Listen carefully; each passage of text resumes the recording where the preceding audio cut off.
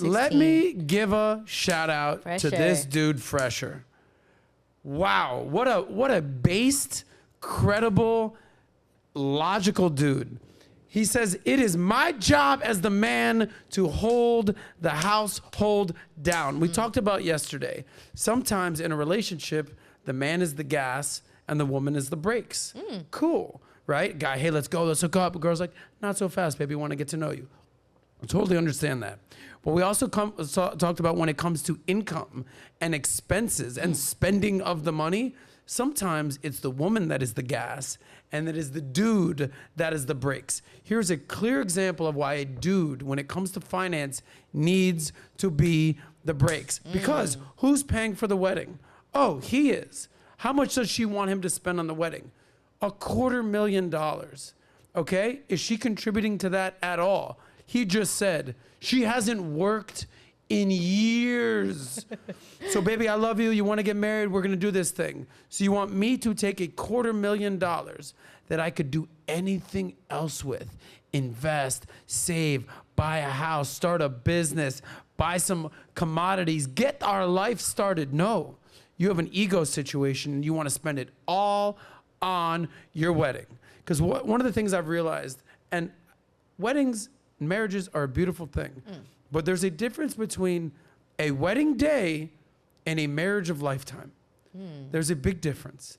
Women are so focused on the wedding day, the dress, walking down the aisle, who's gonna be walking me down the aisle, what friends are gonna be there, what's the Instagram filter that I'll be using to show everyone who wasn't invited, what type of dress that I'll be doing and what my makeup's looking at. The dude is thinking, all right, once this motherfucking wedding is over, what will life be like? Where are we living? How are we paying the rent? What type of house are we gonna be in? How can I keep this chick happy so I'm not stressed? There's two totally different mindsets going on when it comes to the wedding. Men don't dream of weddings. Well, one day I'm gonna be in a tuxedo and I'm gonna have my little bow tie and my little court. No, guys don't think like that, bro. We're thinking, get me my hot ass chick. Let's keep her happy at the wedding day and let's start our life together. I've been to so many weddings. It got to the point where, like, I asked the manager of a strip club.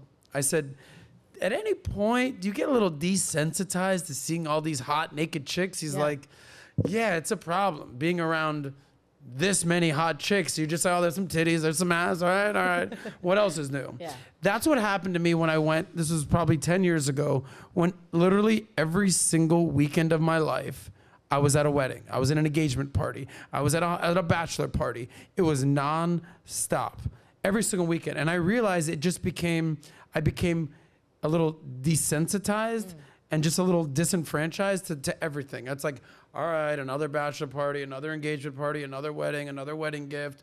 All right, oh shit, that wedding actually didn't happen. Oh, cool, they broke up before the wedding. This is the same exact venue I was at last week. That's the same priest, that's the same rabbi. Oh, this is just a commodity of weddings. Got it, there's nothing necessarily special about it. What's special for me is the relationship behind the scenes. What are they planning? What are they building? What's their lifestyle gonna be like? All the other nonsense about the aisle and the bridesmaids and the suit and the groom and this, it's all just, it's 48 hours and then it's done. And then it's done. Wouldn't you say though, based on how much sometimes a man will spend on you, maybe women feel more valued per se. So yes, you are paying a high, budget for the wedding, but maybe this is what makes the woman feel special. Maybe she feels like, I know how much you love me and I want the wedding to show how much you love me. Maybe she's coming from that perspective. Yeah. Is it wrong that she feels like she deserves something extravagant because she's in love with a man, that she feels he deserves something extravagant? Nobody deserves anything, okay?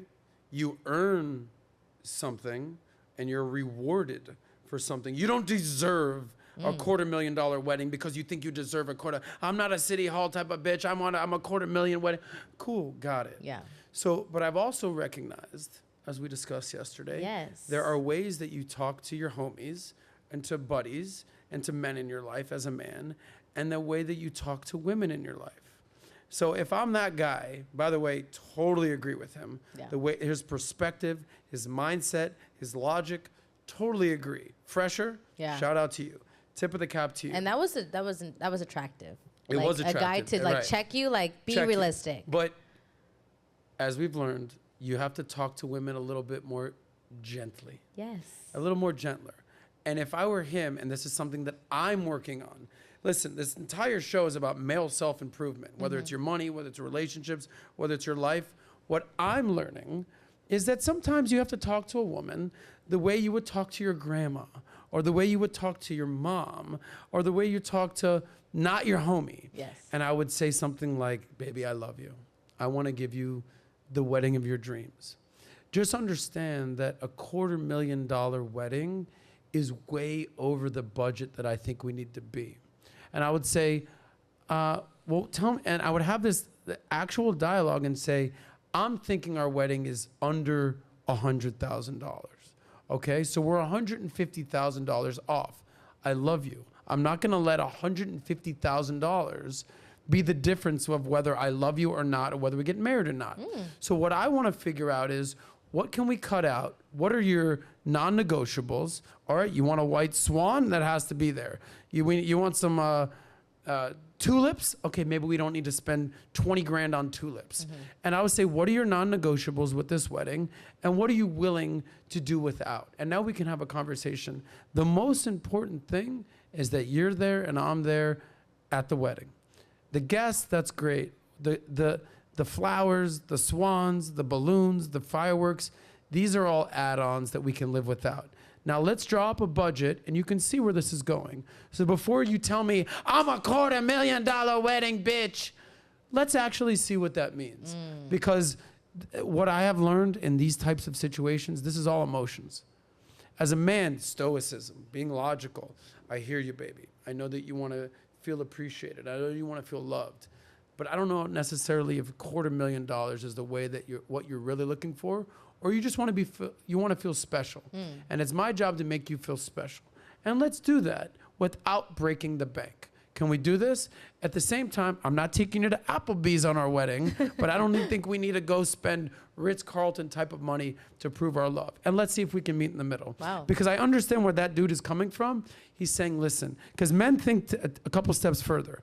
If I spend $250,000 on this, what happens next? Yeah. Well, I might be struggling to pay the mortgage the next month. I might not have the opportunity to invest in a business that I'm planning on doing. So in my mind, I want to be below 100 grand. That's where I want to be. So that extra 150 grand, that is going to save us from a lifetime of headache and heartache. And that's why I want to keep this money in the family. It's not like I want to take that 150 and go to a strip club and spend it on another bitch. No, I want to spend that on us. I want to build our life together. And I feel like at the end of the day, if you can have this effective type of communication with your significant other, if she actually loves you and wants to be with you for the right reasons, there's no way that she can be offended by this. It's true. If she's with you for the wrong reasons and she just kind of wants to stunt and flaunt on Instagram for her friends, it's better to address that up front and realize that. And when she threatens to leave you, just say, don't let the door hit you on the backside, baby. I'm motherfucking fresher. I'll go find a fresher bitch than you. There you go. So if you like that clip, click right here to watch another. Or if you want to watch the entire Soscast, click right here.